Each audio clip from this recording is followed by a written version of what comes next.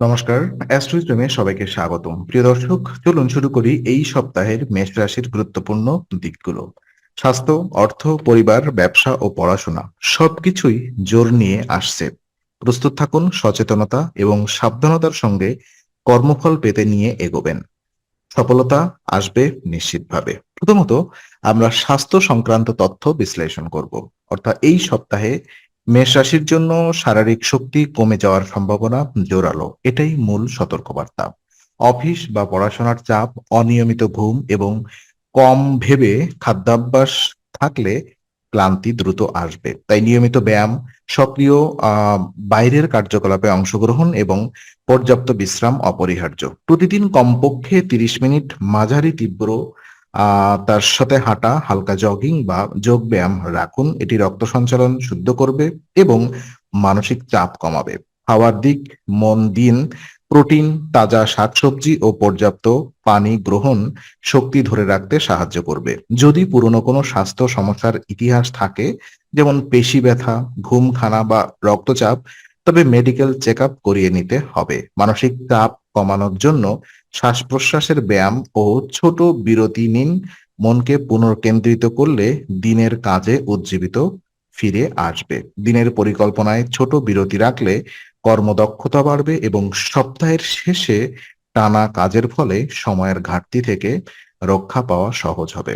অর্থ এবং বিনিয়োগ সংক্রান্ত তথ্যে দেখা যায়, এই সপ্তাহে মেষ রাশির ক্ষেত্রে ছোট আর্থিক লেনদেন তুলনামূলকভাবে শুভ বলে দেখা যাচ্ছে। দৈনন্দিন খরচ, ছোট ব্যবসায়িক লেনদেন বা ছোট রিয়েল এস্টেট ক্রয় বিক্রয়ের সুবিধা আসতে পারে, কিন্তু বড় বিনিয়োগ বা উচ্চ ঝুঁকিপূর্ণ সিদ্ধান্ত নিতে এখন উপযুক্ত সময় নয়। পূর্বে করা বিনিয়োগের উপরে মনোযোগ দিন। যদি কোনো অ্যাসেট কিংবা চুক্তিতে অনিশ্চয়তা দেখা দেয়, দ্রুততা না করে বিশ্লেষণ করুন। বড় সিদ্ধান্তের আগে অভিজ্ঞ ও বয়সী কাউন্সিলরের পরামর্শ নিলে ভুলের আশঙ্কা কমে যাবে। বাজেট মেইনটেইন করুন এবং জরুরি খরচের জন্য একটি ছোট এমার্জেন্সি ফান্ড আলাদা রাখুন। এই নিয়ে অপ্রত্যাশিত পরিস্থিতি মোকাবেলা সহজ হবে। ঋণ নেওয়ার ক্ষেত্রে সুদের হার ও শর্তগুলো ভালো করে দেখুন। অপ্রয়োজনীয় লোন এড়ানোই ভালো। আর্থিক নথিপত্র, রসিদ, চুক্তিপত্র সুসংগঠিত রাখুন। প্রমাণ সংরক্ষণ ভবিষ্যতের ঝামেলা কমাবে। আর স্পষ্ট লক্ষ্য নিয়ে ছোট কিছু কিন্তু স্থির পদক্ষেপ নিলে সামান্য লাভও বড় আত্মবিশ্বাস দেয়। তাই ধৈর্য ধরে প্ল্যান অনুসারে করুন। পরিবার এবং সম্পর্ক যদি আমরা দেখি, তো এই সপ্তাহে পারিবারিক পরিবেশ শান্ত এবং সম্মানময় রাখার সম্ভাবনা বেশি। বাবা মা আপনার কর্মকাণ্ড নিয়ে গর্বিত বোধ করবেন। এটি আপনার আত্মমর্যাদা ও মানসিক স্থিতিতে লক্ষণীয় প্রভাব ফেলবে। পরিবারে কোনো পুরনো ভেদাভেদের সমাধান হওয়া বা মধুর অনুভূতির পুনরুদ্ধার ঘটতে পারে।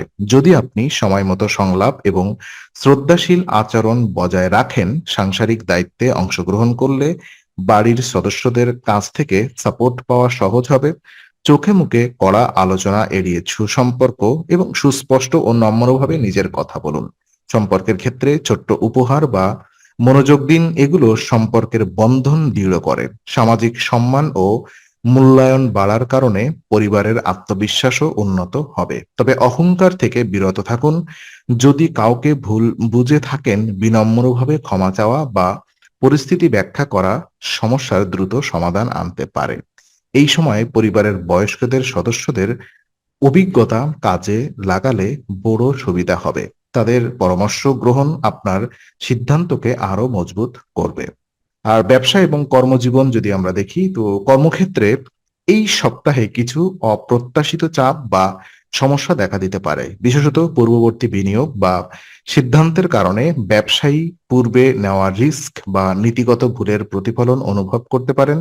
তাই এখন দ্রুত আবেগপ্রবণ সিদ্ধান্ত নেওয়া হোক না কেন, প্রথমত ঝুঁকিপূর্ণ নতুন প্রকল্প স্থগিত রাখুন এবং চলমান প্রকল্পগুলো ব্যাকআপ পরিকল্পনা দৃঢ় করুন।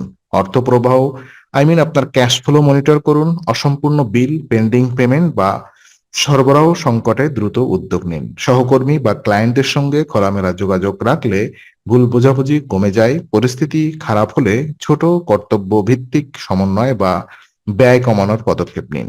সম্ভব হলে অভিজ্ঞ পেন্টরের সঙ্গে পরামর্শ করুন। প্রকৃত জানকারি কাউকে দিয়ে চিত্র বিশ্লেষণ করালে ক্ষতি কাটিয়ে ওঠা সহজ হবে। কর্মদক্ষতা বাড়াতে সময় ব্যবস্থাপনায় মন দিন, কেননা অনিয়ম ও চাপ ভবিষ্যতের কাজে নেতিবাচক প্রভাব ফেলবে। সতর্ক পরিকল্পনা এবং ঠান্ডা মাথায় নথি নিয়ম মেনে চললে আপনার পক্ষে সহায়ক হবে। শিক্ষা এবং ছাত্র জীবন যদি আমরা দেখি, তো বিশেষ করে আপনার এডুকেশন লাইফ অর্থাৎ শিক্ষার্থীদের জন্য এই সপ্তাহটি সতর্কতার সঙ্গে কাটানো উচিত। অলসতা ও পিছিয়ে রাখাটা বড় ক্ষতির কারণ হতে পারে। যদি আপনি পাঠ্য চর্চা টিকে সামান্য করে দেন, সপ্তাহের শেষে সময়ের অভাব অপ্রয়োজনীয় কাজ শেষ করা মুশকিল হবে। আর তাই প্রত্যেক দিনের জন্য ছোট্ট কিন্তু বাস্তবসম্মত লক্ষ্য স্থাপন করুন। প্রতিদিন একাধিক অধ্যায় নয়, বরং নির্দিষ্ট অংশ ধাপে ধাপে কভার করা ভালো।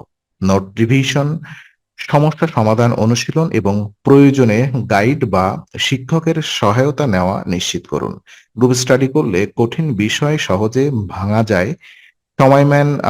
মেনে টাস্ক লিস্ট রেখে প্রায়োগিক কাজগুলো, প্রজেক্ট অ্যাসাইনমেন্ট আগে শেষ করার চর্চা করুন। বিশ্রাম ও স্বাস্থ্য না থাকলে শেখার দক্ষতা কমে যায়, তাই পর্যাপ্ত ঘুম ও ভালো খাদ্যাভ্যাস বজায় রাখুন। পরীক্ষার প্রস্তুতি ক্ষেত্রে অনুশীলন সেট ও পুরনো প্রশ্নপত্র সমাধান করলে আত্মবিশ্বাস বাড়ে। সপ্তাহের শেষের দিকে হঠাৎ সময় সংকট এড়াতে নিয়মিত অগ্রগতি যাচাই করুন এবং যেখানে পিছিয়ে আছে সেখানেই অতিরিক্ত সময় দিন।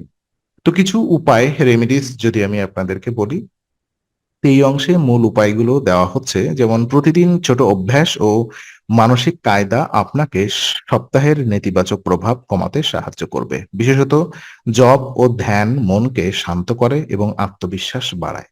অনুশাসন হিসেবে প্রতিদিন ২৭ বার ওম মঙ্গলায় নমঃ জপ করার পরামর্শ দেওয়া হচ্ছে। এটি সকালে স্নান করে বা নিরিবিলি সময়ে বসে কেন্দ্র করা ভালো, মনকে স্থির করে এবং নেতিবাচক প্রভাব কমায়। এছাড়া দৈনন্দিন রুটিনে নিয়মিত ব্যায়াম, ৩০ মিনিট হাঁটা বা যোগ, পর্যাপ্ত পানি পান, পুষ্টিকর খাবার ও পর্যাপ্ত ঘুম অন্তর্ভুক্ত রাখুন। এসব শারীরিক ভিত্তি মানসিক শক্তি বাড়াবে। আর্থিক সিদ্ধান্তে বাবা-মা বা আ অভিজ্ঞ কাউকে জড়িত করে পরামর্শ নিন। বড় লেনদেন এড়িয়ে যান অথবা পালে বদলা নীতিমালা নির্ধারণ করুন। পারিবারিক ইস্যুতে নম্র ও স্পষ্ট আলোচনা রাখুন। সমাধান অধিকাংশ সময়ই সংলাপে মেলে। পড়াশোনার সময় ব্যবস্থা এবং ছোট লক্ষ্য নির্ধারণ করলে সপ্তাহের শেষে চাপ কম থাকবে। সার্বিকভাবে মনকে শান্ত রেখে পরিকল্পনা প্রণয়ন করে এবং প্র্যাকটিক্যাল সতর্কতা অবলম্বন করলে এই সপ্তাহটা ভালোভাবে পার করা সম্ভব হবে। তো আজকের আলোচনা আমরা এখানেই শেষ করছি। ভালো লেগে থাকলে লাইক, কমেন্ট ও শেয়ার করুন। আরো এমন ভিডিও পেতে অবশ্যই চ্যানেলটি সাবস্ক্রাইব করুন। আবার দেখা হবে। ততক্ষণ ভালো থাকুন, শান্তিতে থাকুন। নমস্কার।